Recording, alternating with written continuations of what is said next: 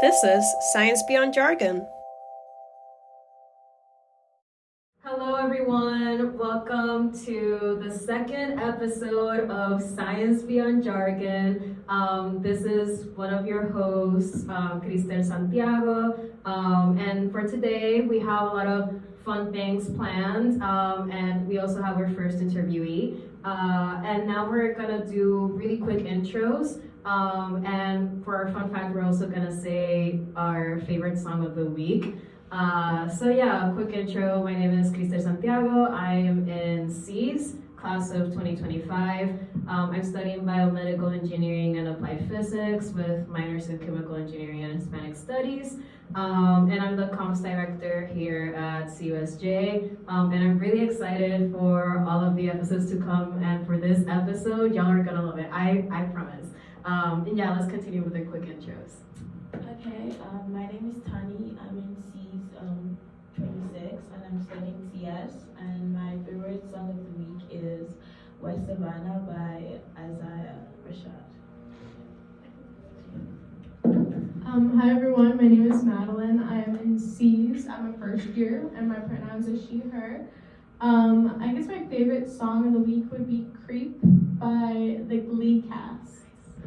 Nice.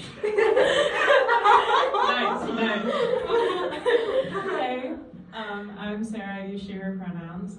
I'm a sophomore at Barnard. I'm a pre-med student studying archaeology, and my favorite song at the moment is James Dean, You Let Us Down by Daisy and the Scouts. Hello, my name is Madeline. I'm a first year student at Barnard pursuing a astronomy and physics major, and my favorite song right now is probably Time by Pink Floyd. Nice.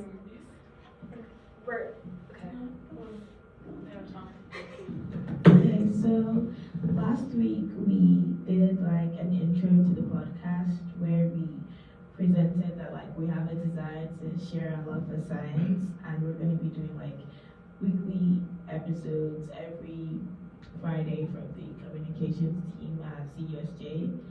So we did like science trivia and I won that. And we're gonna do like another science game today, but we're gonna do first a quick intro to cybersecurity, which is like it refers to the bodies of technologies and processes designed to protect networks, devices from attacks, and it also could be referred to as like information technology security. And it's very important because we use it for government, military, finance, medical, like everything. So yeah, we're going to introduce our interviewee, Lynn, which is a woman in cybersecurity. Thank you so much for that amazing introduction. My name is Lynn, and I'm currently a second year studying computer science in C's, and I'm minoring in economic as well, and potentially pick up on an Asian studies minor. I've been involved with cybersecurity, kind of like environment here in Columbia since last semester, and I feel like I've seen a lot of improvement in terms of like women participation within the fields in general. So really excited to see where we're heading, and really excited for this interview and get to know everyone here a little bit more. Oh my god, woo! What a girl boss, y'all. No, literally, you're gonna hear her inspiring story, and really quickly, before we get into our next section, we're gonna do really quick CUSJ announcements. So for CUSJ, wait, can you pass me the little, and then in the website, I'm gonna show y'all really quickly. Wait, let me control it real quick. Yeah, okay, perfect. There you go, okay. I'm gonna show y'all really quickly the website for submissions. So as you all know, in CUSJ, we have the largest undergraduate science journal on campus. And the submissions for you all to submit any research paper that y'all have done, the submission for CUSJ, the deadline is gonna be till March 1st, 2023, of course, not, not like the next year, anyways. But yeah, it's gonna be till March 1st, and then the submission deadline for our other editorial, which is Columbia Scientist, that deadline is gonna be till March 10th. So yeah, if you guys have any questions, please feel free to contact us or to contact us through our CUSJ email. And then you would just go to submit in this, you go to this tab, and then you just make your account so that you can submit your papers. So that will be it for CUSJ announcements. Now I'm gonna Madeline, take it away with your fun game section. Sounds great. I can't reset. Alright, there goes. Okay, so the game we're playing is called High-Low. Basically, I say a statistic, I ask people what they think it is, if it's higher than it's what it actually is, or if it's lower. And that's basically how it works. So I'm gonna get started. Okay. So the first fun fact we're going to start off with is a little bit of Columbia one. Okay, so 81 Nobel Prize winners are Columbia alumni, faculty, or former faculty. Higher or lower? Higher. You guys were quick with Okay. this. Higher. So you think the number is higher? Yeah. Yeah, I think Oh, it's like around lower. the same. I agree. Like around the same should be, right? I'll be optimistic. Everybody else is. What do you say, Lynn? I feel like it's lower, cause like I feel like it's lower. yeah, cause like 81 is a lot, right? That's true. That's true. Did you say Nobel? Yeah. Nobel Prize, Nobel. yeah. Okay, so lower. Yeah. What if this statistic is like work? Anyways, okay. Lower. I'm gonna be optimistic as well. Yeah. Lower? Yeah. I think it's like lower now because you mentioned that it's a Nobel Prize. Nobel Prize, yeah. Nobel Yeah. Prize. So I feel like it's lower now. So That's 2 upper, 3 lower?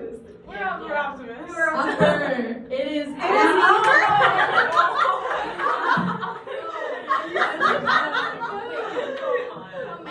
We have 84 Nobel Prize winners. Wow. Oh my God. Oh, That's we're slaying. impressive. We were never in our flop era. Okay. Okay. So the next statistic is about QuestBridge, which we'll talk to in a little bit. Okay, so in 2022, out of over 17,900 applicants, 6,214 students were selected as national college match finalists. Yeah. Yes. That Yeah, that's no, about no, right. that statistic should be Yeah. That should be like, that should be yeah. everyone's saying Around the more? range, yeah. Yeah, that's I'll not go with you Yeah. guys. That's like less than how? Less than Yeah, it's like Yeah. yeah. Yeah. It is lower. No way! God. QuestBridge, if you're seeing this, Improve your number, you all. So only 5,613 students were selected. Wow. Yeah, the competition is high. That's Wait, what did I lot. say? Wait, what did I Right? say? Higher. I think I meant to say. Anyways, I think I meant to say lower, but my brain wasn't brainy. a lot of students, right? Yeah, a lot of Yeah, students that's a lot. applied. But then it's like across like a lot of schools. Yeah. So. Out of 17. Out of 17,000. Out of school. Out of yeah. all schools, yeah. So they have quite now. Quite a bit of partners. Yeah, there's a lot of partners. Yeah. Yeah, it's true what Lynn says. There's no, but there's a lot of partners now because now There's like what? Barnard was added. Yeah. Yeah. Johns Hopkins was added. And Smith's College. And Smith's College. Yeah. Women's College. So Yeah. we have 3 colleges in total. Yeah, exactly. Yeah. So yeah, the number is higher. So it was like over 17,000 this year, right? Yeah, for all schools, and then for finalists, it's like wow. Okay. Okay. Next Columbia-based one. Okay. Columbia receives $900 million in grant funding every year for research. Higher. Yeah. And I'm higher than that. Yes. Yeah. Definitely higher. It is all higher. Oh, We receive over $1 billion. Yeah. Yes. We got a really written down. That one's higher, but I didn't want to give that a thumbs up. That's not right. That's not, yeah. I was like, it's definitely higher, but. Yeah. Okay, so now we're getting into more economics. Ooh, And a little bit of fancy. So roughly 4% of the world's money is physical. The rest exists digitally. Wait. Higher or lower? That's a good Higher. question. That's a really good question. Lower? Like kind of like Because like a lot of physically, like economies you are kind of still like cash assets based. or Yeah. something like only Yeah, I'm cash gonna is go higher. I'm gonna. Yeah. Let's. Any Like physical money. Oh. Yeah. Physical money. Like cash and 4%. coins or like 4%. In the real like in the world. estate and Like in the wine. world. Like yeah, like Yeah. and like I don't know if it's states. Who's your source? I think I'm gonna go higher. Wait, does it include like physical, just like or cash? Physical things? money. Like Physical money. Oh, okay. Okay. Then assets are not. Yeah. Okay. So it's not like Then high. including assets. Yeah, then high. I think it's including assets. So It's including assets then? It's physical money. That's all It's I'm physical- saying. Then what are we saying then? Like Higher. higher? Everyone's higher? Yeah. Okay. Yes. It's Okay. 10%. Yeah. Okay. Kind of alright. So, okay, now a computer science one. Oh. Every month, over 2,000 new computer viruses are released. How much? Higher or lower? Higher. Higher. 2000? Right, So like, new one oh, is it higher. like new one is like entirely new one or more like they're infected computers? Like new ones. Oh. Oh. I'm looking at the comp site people. No. I'm not gonna say. I think I'll go higher because why not? My Okay. computer encounters many a virus every month. So you multiply that by By- many people, many computers. Yeah, why not? Higher. Exactly. I feel like definitely higher because Higher? you can change a little bit of something and then just make it. Do you think lower? I'm not sure. Okay. So are we? What are you saying? I'm gonna say Higher? I don't know. Like. Tani? Higher. yeah. Higher. Higher. I'll be up and out. Go up. Go higher. Yeah. Okay. It is higher. Over 5,000 Yeah. new computers. Okay. Oh my god. Widespread infection. Anyways. Okay. So now, economics. Okay. The United States has a GDP of over 20 billion.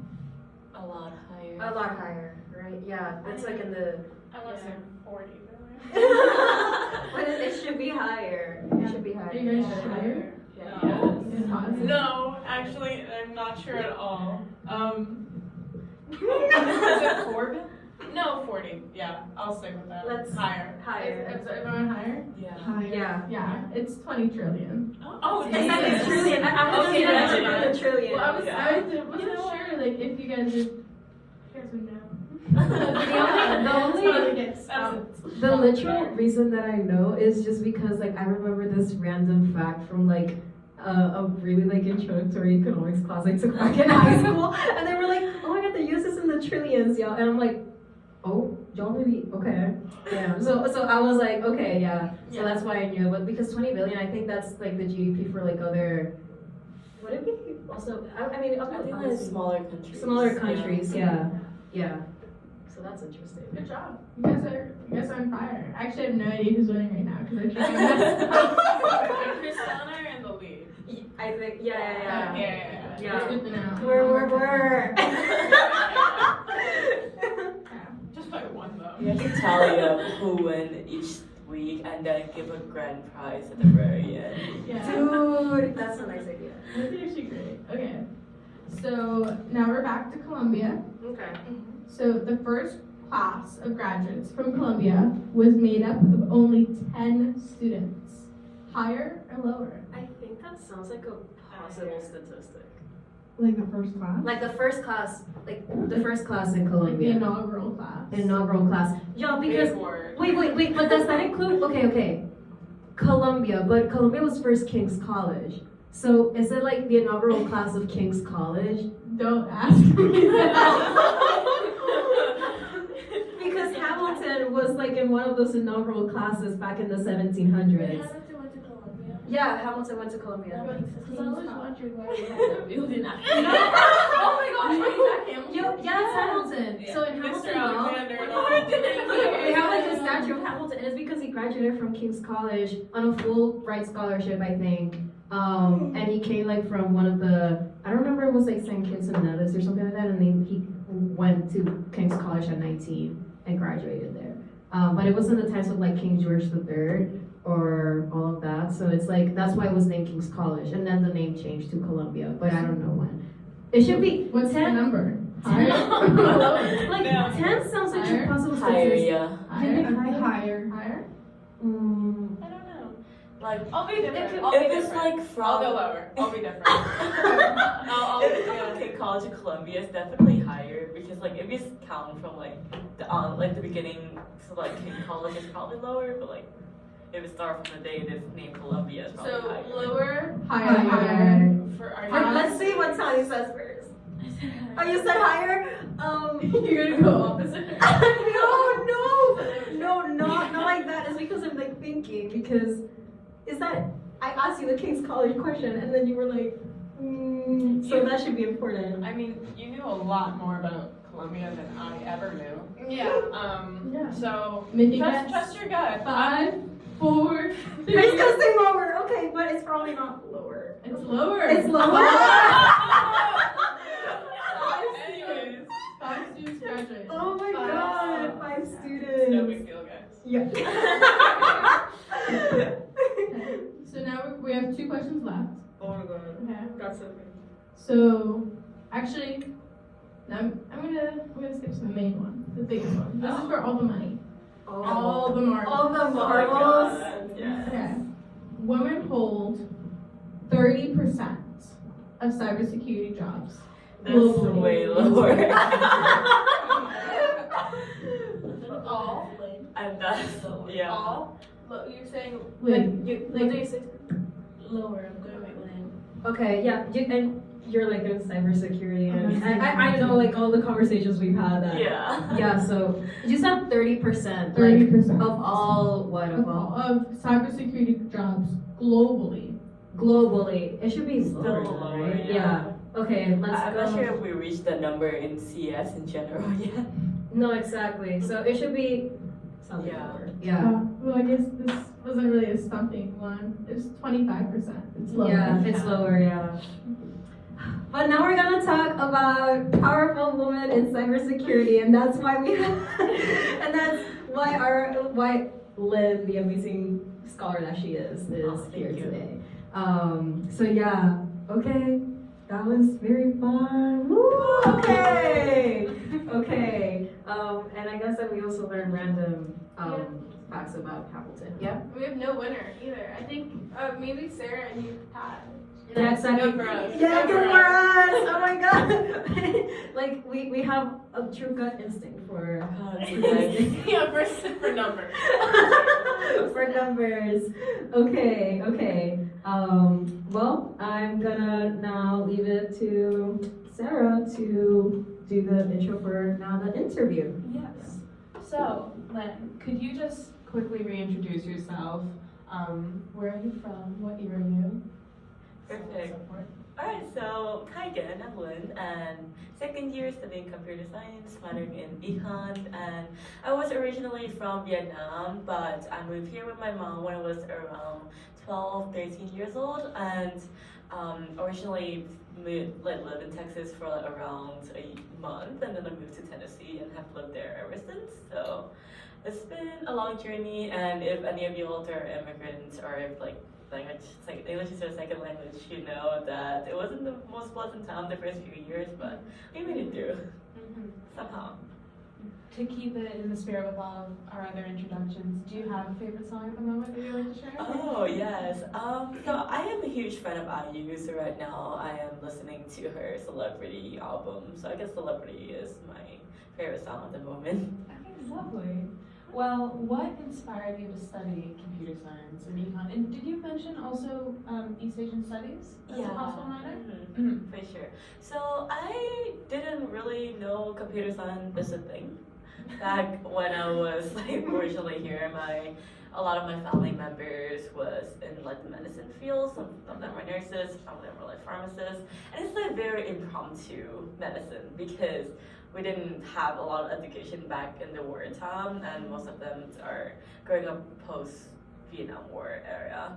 So when I moved here, one of the things that first introduced me to computer science was actually my mom kind of was like, oh, hey, this is a free summer camp that happened at my local community college, and I was like first introduced to Sriracha, if you guys know that little vlog programming thing. I hated it. Well, I guess it worked for some people. I just really didn't like how it works, and I was terrible at it. And so I also didn't think it was a possible career either because no one really taught me that.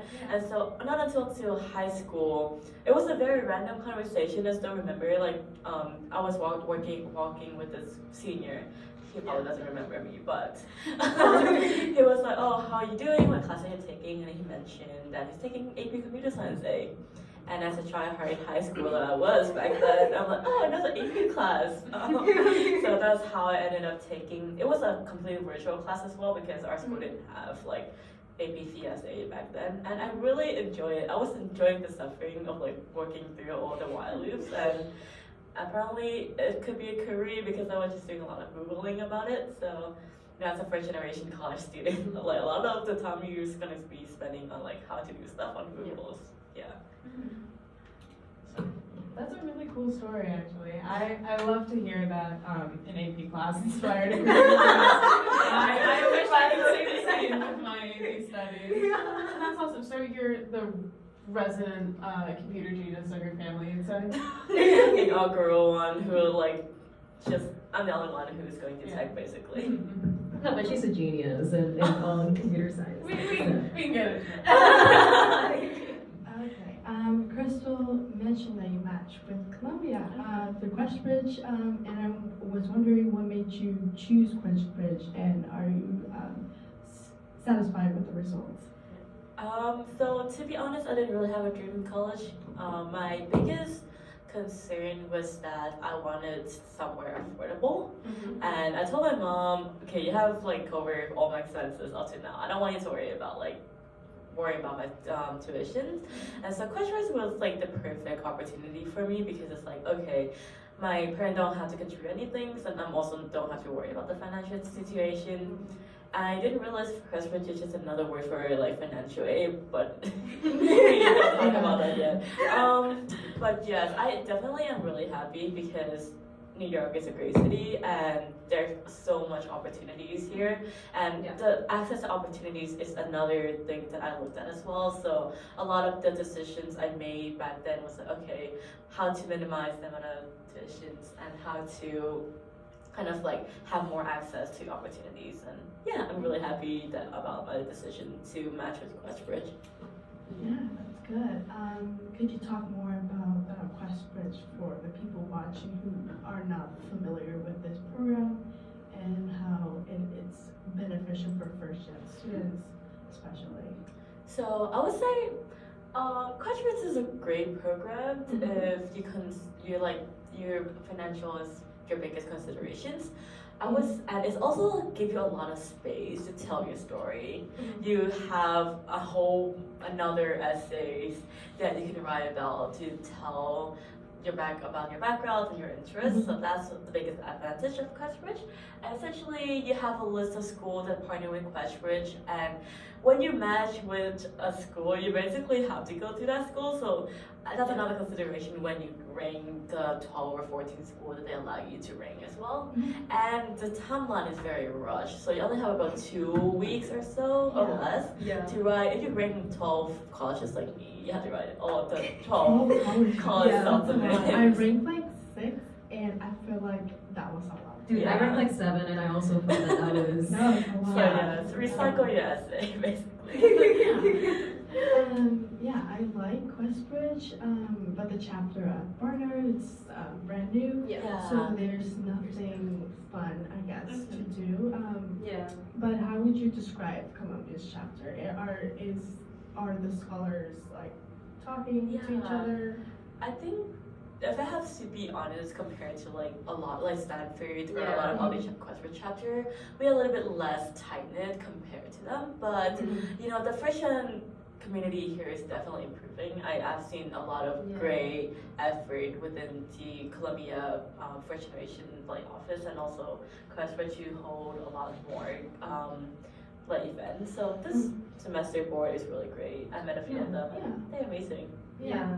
I noticed that Columbia matches with a ton of people like around Yeah. 70.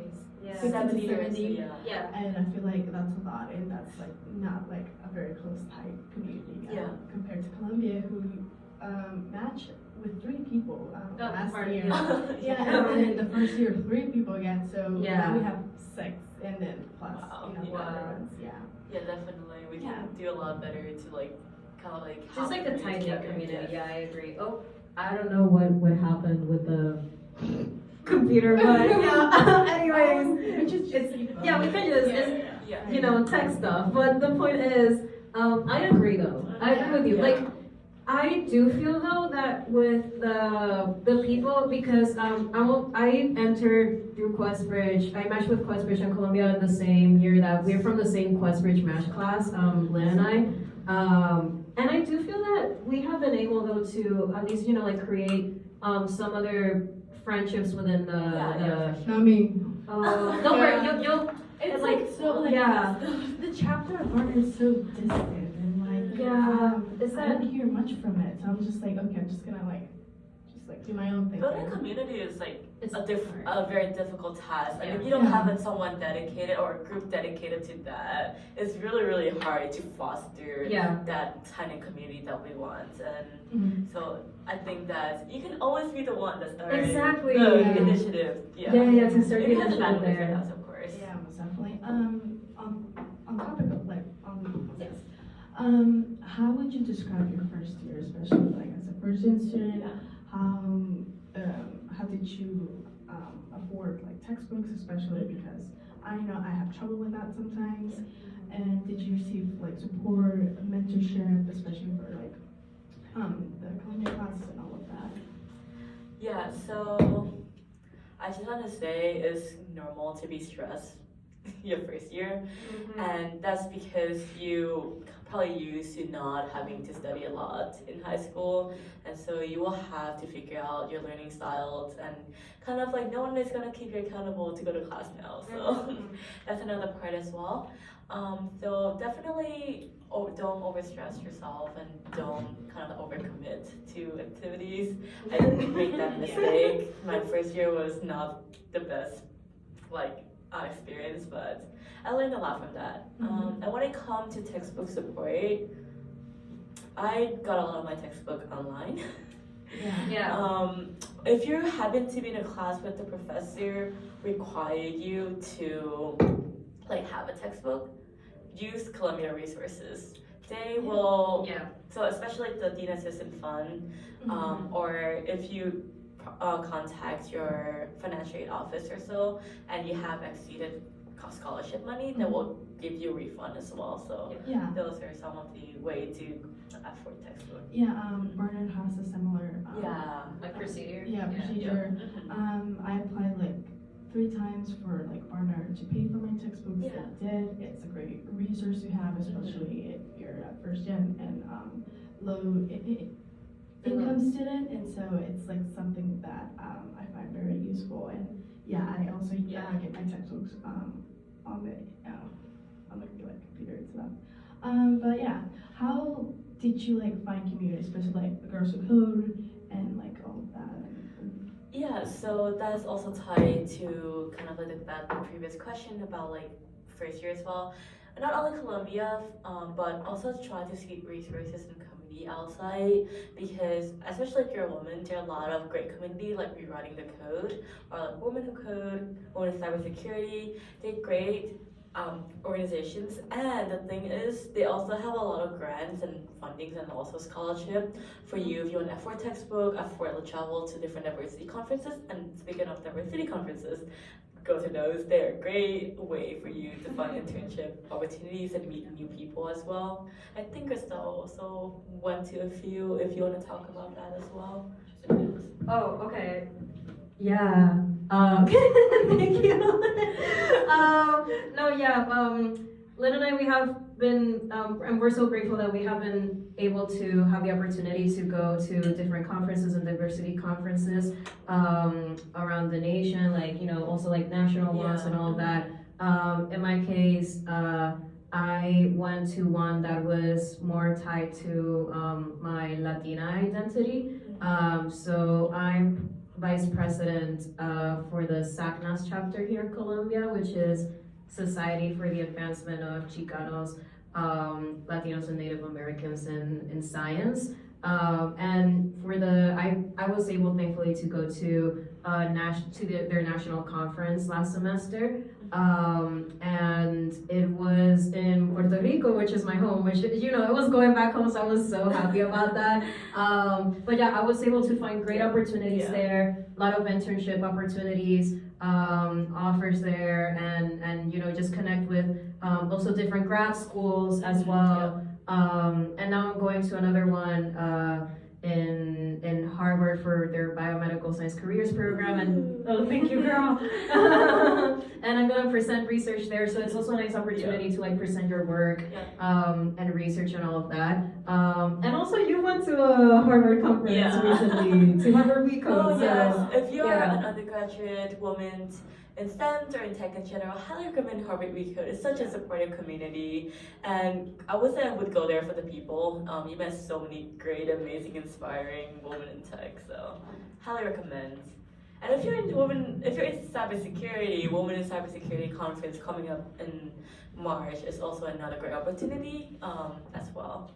I'm sorry, I wanted to ask about the Harvard Recode. Yeah. Like, what would you say that's like about, and like, is it like you get like paid to go to Harvard, or do you like have to take care of your transport and everything yourself? Yeah, so a little bit about Harvard Recode. They do have scholarship fund, and also for people who still help over the cost of the travel. I believe the amount is around $250 to cover your travel. And when it comes to your accommodation, they have a housing match program when you can when a Harvard student can host you, so you don't have to worry about the cost of transportations or housing. But you do have to pay for the ticket. But if that is a financial constraint, you can also apply for that to be waived, or you can apply to the Harvard Recode Fellow Program, where you kind of like promote Recode, and you know your ticket gets deducted.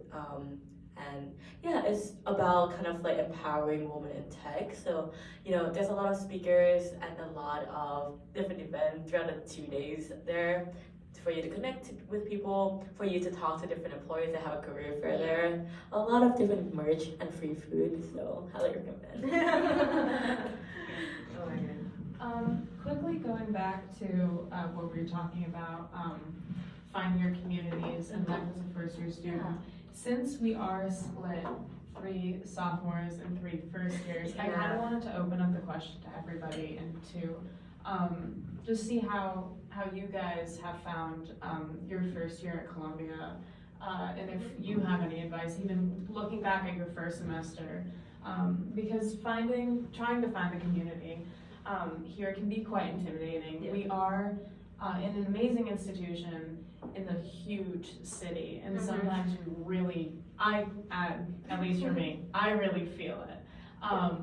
And being a sophomore and looking back at my first year, there are certainly things that I would have changed about it.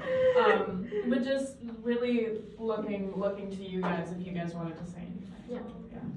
Well, like about like the whole big city thing, like I've lived in like 2 big cities, so I didn't really feel that.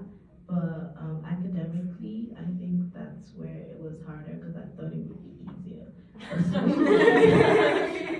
Socially, like it hasn't been too bad to like find a community because there's so much like groups and like like stuff. Like they were like during Antep week there were like so much mixers and like I mean everyone was really friendly here. Like I don't think I've met some like people who are like fake, but like they were not mean or like condescending. They were just like weird. No, like, like everyone's like really nice. So especially you, so okay.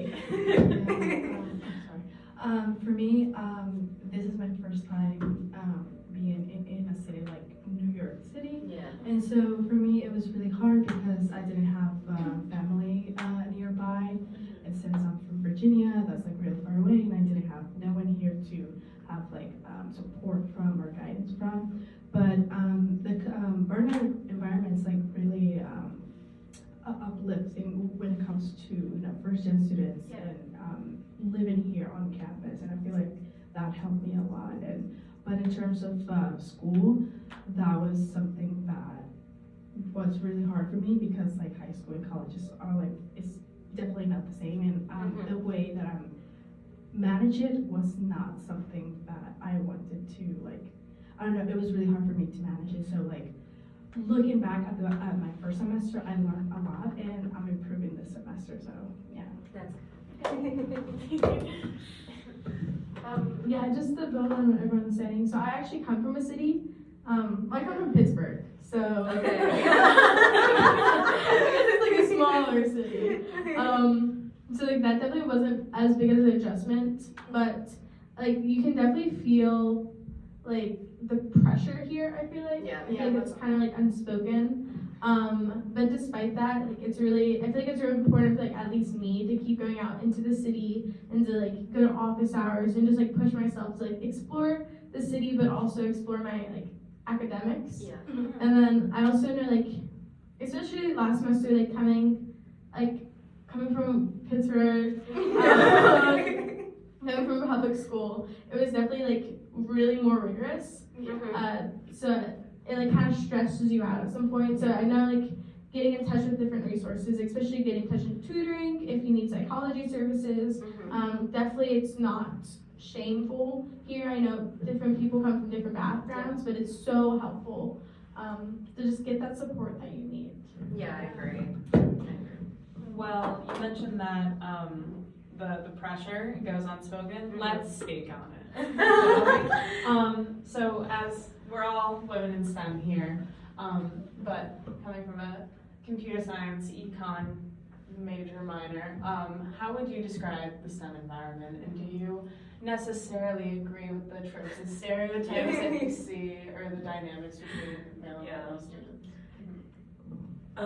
Short answer is yes. But let me explain on that a little bit. Well, you know, one of the fun facts about security or CS in general is that the percentage of women in STEM are like security, CS is actually declining compared to pre-COVID era.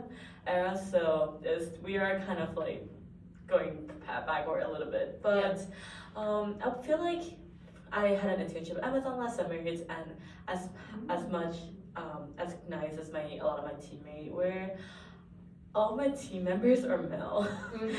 Minus our intern that was females. And even though, you know, they're nice and they're very accommodating, one of the, you know, different that you can see is that, oh, okay, I don't see anyone that looks like me, and you're very typical like CS major vibe, like always kind of like, there are always beers in the fridge, and like,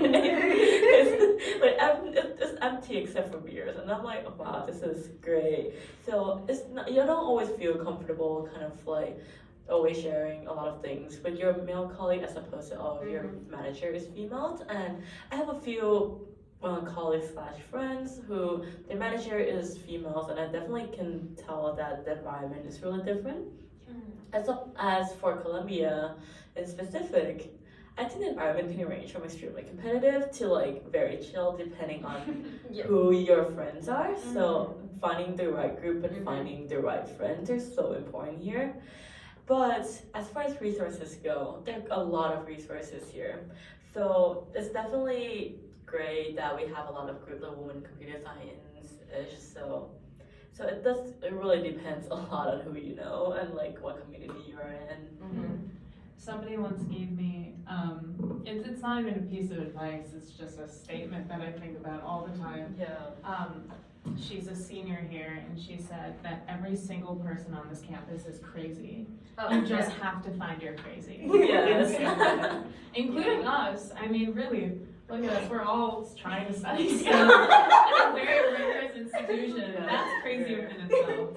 You just have to find your crazy, stick with it. I completely agree. I think just trying to be pre-med here It's just the culture is not great. it's hard. It's very hard. Yeah. And it can feel very overwhelming at times, but if you stick with it, and give yourself some freedom, just I mean, the stress culture is real, but if you try to remember it, that it really is just one exam or it's one assignment, you know. Just take the pressure off. And just to chime into that, I think one of the stress culture here stems from the imposter syndrome that we have. I experience that all the time. And Yeah. I sometimes feel like, do I belong here or do I like Belong somewhere else. So Yeah. it's really hard. I feel like with the imposter syndrome thing, like you shouldn't feel it because you are like here, like they did pick you, and like I don't know, like I don't really feel it because I know like I'm not doing as well as maybe some people, but like we're still in the same place and we're gonna get like the same degree, and like everything else just like goes back to you. So like just don't let it stress you out. Yeah. No, we're all here amazing, talented, and in this table, oh my god, like, and I've had women and stuff, but I definitely agree, like, at least in my case, I feel like I've felt it before, and especially like in my case, I come from a really small town as well, and I didn't have as many resources as maybe some other people here in Colombia. So definitely that transition between going from my small town in Puerto Rico to, come on, let's say, like one of the biggest cities in the world, the most famous one in the world, the Big Apple, New York, Frank Sinatra, everything. Like, it was definitely a big transition, and there were times where it was like, oh my god, was I like selected for this, you know? But then, you know, I remember I found a good community of friends, which obviously includes Lynn, of course. And I feel like having a good community of friends and support system, and always reminding yourself that we're here for a reason, and we're here because, you know, they found their potential or talent, and we're supposed to be here. That's how I reaffirm myself, and like, yes, I'm supposed to be here, and you know, like, I'm doing what I love. I'm in a city that I also love because of so many opportunities that are around, and that's what I wanted. Like being here. Sometimes I do forget though that I'm like in the city though. Like I know this is kind of like a bubble sometimes, but it's real. anyways, but yeah, I'm just very, very glad that I found a place here and that we found a place here. Yeah. Well, to keep it a little light, do you have a favorite study spot on campus or off campus in New York, let's say? I would say the CS Lounge is amazing. The CS Lounge? It's a very typical CS statement, but I feel like I love all the outlets there. Where's the CS Lounge? Oh, is that she's a freshman, so maybe you can explain to her now, like about the CS Lounge, yeah. Does Swipe Access require you to be a declared CS major? But it's a bit gatekeeping, but it's a great lounge to me. I take back everything I said earlier. That's insane. Where's the BME lounge? Oh, for BME, you like there's a BME area, like on Mud, there's the BME to the engineering terrace, and that's mostly all BME. But you kind of, I think that's after the class. Some inclusivity. No inclusivity here. No worries. I think I can take you there. That's where I sometimes go for like office hours and all that. So it depends on the classes. The non-gatekeeping one would be Superior Sky Lounge, but I kind of want to keep that a secret. Well, Shapiro building, the one where we have Yeah, Oh, we're the yeah, one where we yeah. haven't received. It's really nice. It's really nice. Yeah, so it's a really nice, but yeah, we're gonna. Okay. We are running out of time a little bit, so I'm just going to move through these kind of quickly. Krystell also mentioned that you have a full schedule outside of schoolwork. Would you like to talk about some of the projects that you're a part of? Yeah, sure. So outside of school, I'm mainly involved with, so last semester I did research at the Zuckerman Institute, kind of like helping design and code experiment for fMRI studies. So it's really cool if you ever want to sign up to participate and, have a free brain scan, do sign up. On top of that, this semester I'm involved with Women's Cybersecurity. I'm finding the club right now. So a lot of interview and putting the board together, also involved with Cyber, so that's around 3 hours a week commitments. And on top of that, I'm also a TA for data structure. So use your Google Calendar. It's really great with time management and So you're a sophomore? yeah. Don't you take the data structures in your sophomore year? So it depends. So if your cap already comes in with AGCSA, you can skip the intro to Java. And a lot of people take like a freshman spring or so. And so it's possible. I know a lot of people also skip data structure as well. So that's another, so a lot of time management essentially. Yeah. Which I would love to talk about, but I think that might have to be saved for another moment. So lastly, just an overall, do you enjoy living and studying in New York? Absolutely. This is such an amazing city. You have so many opportunities, and if you kind of get bored of Columbia, do get out, enjoy all of that New York has to offer, and take advantage of all the good food around here. Do you have a favorite restaurant? I do. It's called Bun NYC. Shout out all to them. Well, thank you very much. And now passing it back to Krystell for the outro. Okay, guys. Well, you all know this. I had tons of fun, and it was an honor to have Lynn as our first guest of Science Beyond Jargon. You were the inaugural interviewee for this. So, now I know this is kind of like a longer episode as well, but we had so much to share with y'all, and it was action-packed. So, and just for quick announcements, we do have a new mascot. It's like a little small microphone, right? It doesn't really work, not really, but it's gonna be called Barry. Barry the From me. from the Bean movie.